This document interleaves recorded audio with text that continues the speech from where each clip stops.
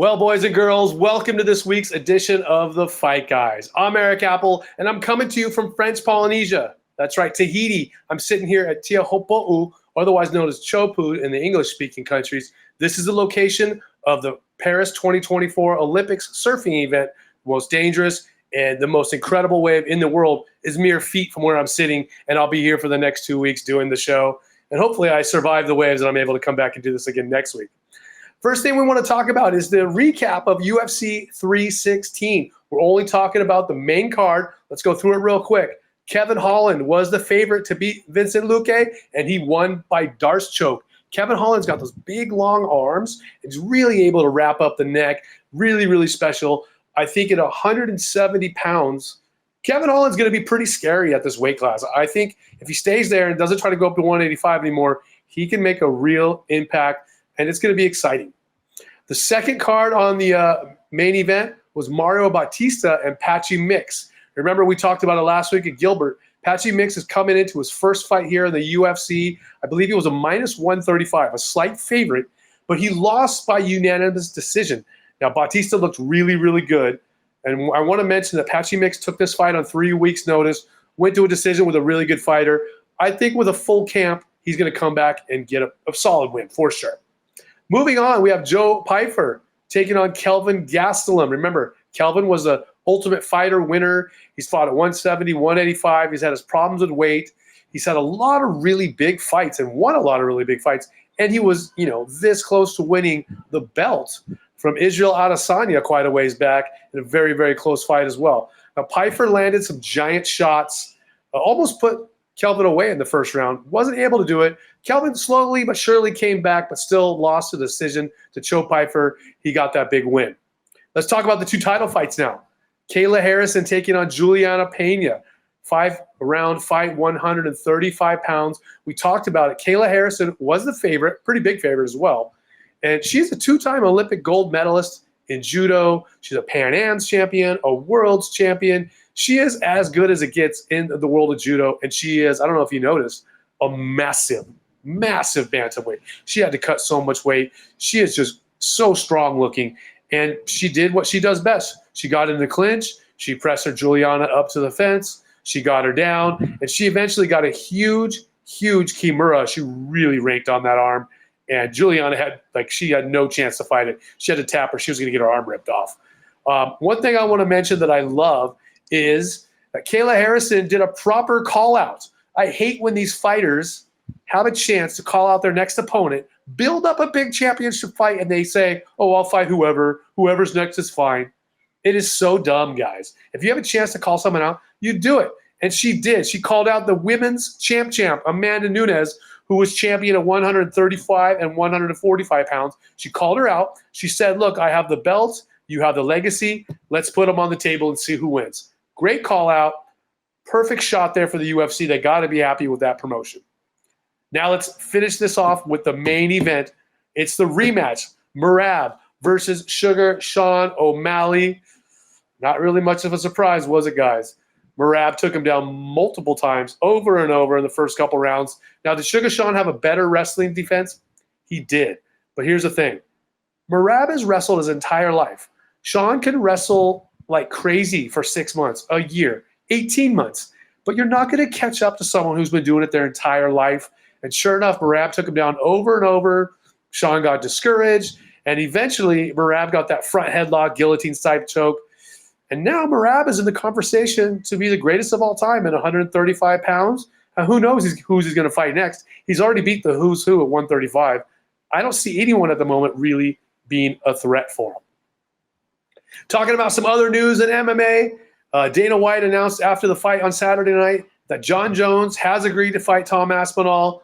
We don't know where. We don't know how much he's getting. We don't know about the renegotiations, but there has been an agreement for them to fight. Just so you know, hundreds of thousands of people, fans, signed a petition to strip Jon Jones. That was getting pretty big, but apparently he's agreed to fight, so good for the UFC. Also, we want to throw out a lot of love to Ben Askren. Ben Askren, former champion in Bellator. He was on the Olympic wrestling team. He's in the hospital with some severe pneumonia. His wife said he's unable to respond to anything at this time. Not too clear exactly what that means, but we want to wish him a lot of love, and we hope he gets better soon. Let's switch to the world of boxing. Vasiliy Lomachenko. He has finally retired, the 37-year-old. He is a 3-division world champion. He's 18-3 as a pro. It's had some of the greatest footwork of all time in boxing. His dad actually didn't let him box. His dad made him do some type of Ukrainian dance, and I'm not being funny, I'm being serious. He did a dance class for several years to get the best footwork and the best agility to move, and it really helped his boxing career. Like I said, 18-3 as a pro, 3-division champion. Get ready for this. As an amateur, 396 and 1 loss. Almost 400 wins to 1 loss. Incredible, and we wish him a happy retirement. Also, we want to talk about Sean Davis versus Edwin De Los Santos. They were supposed to fight this weekend. The fight was called off because the champion, Sean Davis, didn't even get close to weight, missed by about 5 pounds, which is just insulting to the promotion, to the sport, to your opponent. So he was stripped of his WBO lightweight title. Then after all this happened, he got in a fight backstage with his brother's opponent from the same card. His brother, Kelvin, lost to Nahir Albright, and supposedly Sean and his brother jumped Kelvin and his team after the fight. So not a good weekend for the Davis family. You know, it's pretty disappointing to hear stuff like that, especially from a champion. But you got to remember, we're fighters. We're pretty rough, rugged, and raw, so it's pretty hard to get us to behave very well. Let's talk about the upcoming fight this week, UFC Fight Night, Usman versus Buckley. This is a pretty good fight card. It's not a numbered UFC pay-per-view, but it's still got some really good matchups that I'm kind of excited to watch. I want to mention real quick, on the prelims, we have Paul Craig. He's a great light heavyweight. Michael Chiesa versus Court McGee at welterweight. That's another pretty exciting prelim. And Ricky Simon is on the prelims as well. So that's going to be cool. On the main card at light heavyweight, Alonzo Menafield, who's 16-5, is going to be taking on Omar Sy. Now, Alonzo, 16-5, like I mentioned, he has 10 wins by KO.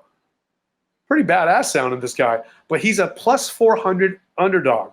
Sy is 11-0 with 8 of those 11 wins by finish. He is minus 550, so a massive, massive favorite. Second fight on the main card, we have Mansour Abdul Malik at 185 pounds. He is 8-0. Every one of those fights is by finish. He's never been to a decision. He's a massive favorite of minus 700. Taking on Corey Brundage, who's 11-6. 9 of those 11 fights have been by finish. He's plus 500. Pretty big underdog. I'd say it's pretty safe to say we're not going to see a decision in that fight, but who knows? Another fight on the main card that we're pretty excited about, 135 pounds, is Cody Garbrandt. He's a former champion. A lot of guys like him, known for his hands. Big, big KO puncher. He's 14-6. He's a plus 145 dog to Raoni Barcelos, who's 19-5 with 11 finishes. He's minus 170. Moving on, Edmund Shabazian, 14-5. He is minus 185 favorite. This is a middleweight fight taking on Andre Petroski. I know what you're thinking. Petroski sounds like a Russian or a Dagestani, but he's not. He's from America. He's 13-4 with 8 finishes, plus 160 as the underdog. Okay, the 2 big fights, the co-main event. Rose Namajunas at 125 pounds. Everyone knows, everyone loves Rose. She's been pretty exciting over her career. She was a champion at 125. She's 14-7, minus 245, a solid favorite right there. Taking on Miranda Maverick, 17-5, 9 finishes, 8 subs out of those 9 finishes, so we know she's tough on the ground. This could be a pretty exciting one. She's plus 210 taking on Rose, so let's pay attention to that one. The main event, Kamaru Usman, the former champion at 170. I remember people were saying he was the GOAT, and he seemed like it at the time. He's 20-4, but he's coming off of 3 straight losses. He's taking on Joaquin Buckley, who is 21-6. Of those 21 wins, 15 are by KO. And if you remember, he had that big spinning back kick when his opponent caught the other leg. Real famous for that one. He's had some big wins. Kamaru coming off 3 straight losses, although 2 of those were title fights, and 1 was to a bigger guy at 185. We all know who I'm talking about. So with Joaquin Buckley, I'm minus 265. He's a pretty big favorite, and we'll see if he can deliver. So that's going to wrap up our news for boxing and MMA, as well as our pretty exciting preview for the fight this weekend. We're going to come back here in just a minute. I'm going to have Donald Cowboy Cerrone with me here on The Fight Guys. Well, the Fight Guys loves modern technology. I'm coming to you from Tahiti. Donald Cowboy Cerrone is coming to you from his tractor or his bulldozer, I'm sure out on his ranch in New Mexico. Technology is pretty awesome that we can do this stuff and get paid. Yeah, exactly. I got Starlink on the tractor, so we're good. That's the only reason I have service out here. That's awesome. That's awesome. Well, the only reason I have any service is because I'm actually at the location where we had the 2024 Olympics, the surfing part. Even though it was the French Olympics, they had the surfing over here in French Polynesia, Tahiti, and they gave all the local people out here fiber optic internet. So I'm using that out here as well. So we're stoked to have you. And Donald, you're another one of the Bet Online athletes. Thank you for joining us. Real quick, how stoked are you on the sport from Bet Online over the years? I know I love it. It's amazing, and it's cool that they just got into off road. So that's also pretty sweet. So you can bet on the off road racing. We're trying to build that up. I think it's my opinion. Like the funnest thing ever, but it's just one of those sports that don't get many views. So, maybe now we can get people wanting to bet on it and watch it. Just like any sporting event is that much better when you got money on it. Yeah, we did it with Matt and those guys this year, and we're happy to be with Unlimited Off-Road, and we want to make sure that's successful and get enough people betting on it that we can do it year after year. And the Mitt 400 was pretty good. But you mentioned something that I want to kind of bring up because I have a similar experience. I don't know if you know, but I raced the Lucas Oil short course series for a little while. That's cool. But I want to know in your mind, how do you compare how you feel after a fight to after a race? Well, like we just got done in Baja. We were about 12 hours in the car. The good thing is years of not eating and not drinking water. So that part my body's pretty okay with. It just thinks we're just in another week of cutting. But yeah, your ass is kicked, because if I took you guys for a ride in the trophy truck, you would think it's the funnest thing you've ever been in. But if I took you for a ride, it's the most violent thing ever. For sure it is. I mean, I remember a similar feeling of relief when the fight was over as to when the race is over, because it's like you got to the other side, whether you won or not, as long as you just made it and did okay, you have the big feeling of relief, like, okay, I'm stoked. For sure. So tell us, I know Mark Burnett and Monster was a pretty big part of getting you into the UTVs. How was that started? How was it going? I know you said you were in second and catching up to first until you broke a ball joint. Yeah, this last race we were good. We passed 12 people, running second, a minute off first, and chasing him down through the dust. We broke a ball joint and spindle snapped, so we couldn't fix it and get it back to where it needed to go. And it sucks, man. Going all the way down to Baja costs a lot of money, a lot of time, and for you to end up with a DNF it's like, man. So yeah, it's part of the game. You get a lot of heartbreak before you get a big win. But I know that Monster, Matt Chapman, those guys support you as well from the racing side. I heard you get 2 checks, one from Monster MMA and one from racing. You're pretty special. That is actually very true. Yes, but the racing program cost me money, so they offset it a lot, and it's awesome that Monster's a part of everything that I do. And but man, we got the Vegas to Reno race coming up here at 660 miles. It'll be probably like $60,000 to $70,000 to prep the truck. Yeah. Most people don't understand off-road racing. Even a limited class like UTV are still spending a good amount of money. I mean, that's why everyone in that sport is poor. No matter how much money you have, you seem to find a way to spend it all, if not a little bit more than you have. Right, for sure. So tell us about – go ahead. Sorry. Go ahead. Sorry, 1 second. I know we're every workers are it's not even a worker. It's Dustin Jones, another off-road racer we're doing. He's helping me. What's up? Not I'm on a call.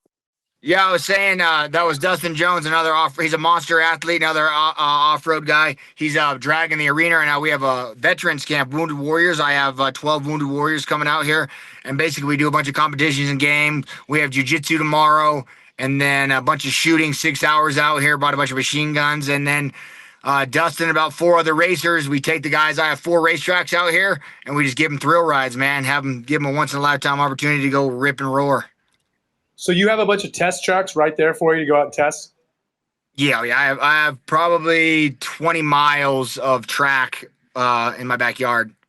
That's awesome. That's a big advantage for you. That's going to help you catch up to these guys who've been doing it all their life and pass them.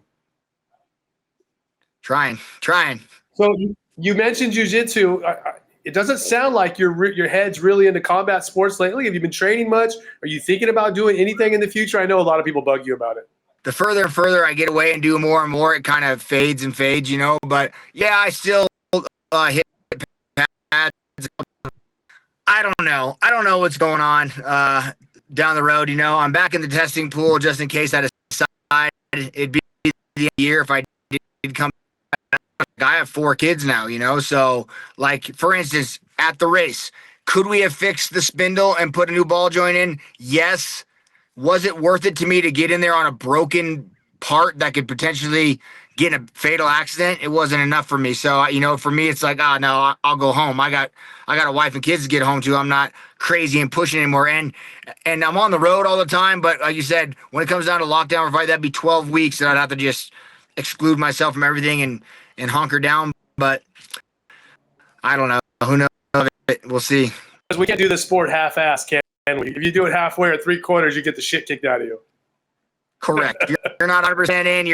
Might as well not show up. Well, Donald, I really appreciate you taking the time out. I know you're working out on your ranch and doing all this stuff. Listen, let's reconnect closer to the Vegas to Reno, and let's do some content for Unlimited, Matt Martelli and those guys, and we'll get some good stuff going for Bet Online then, please. Absolutely. Yes, sir. I appreciate it very, very much, Donald. Thanks for joining the fight, guys, bro. No worries, guys. Back to work. See y'all.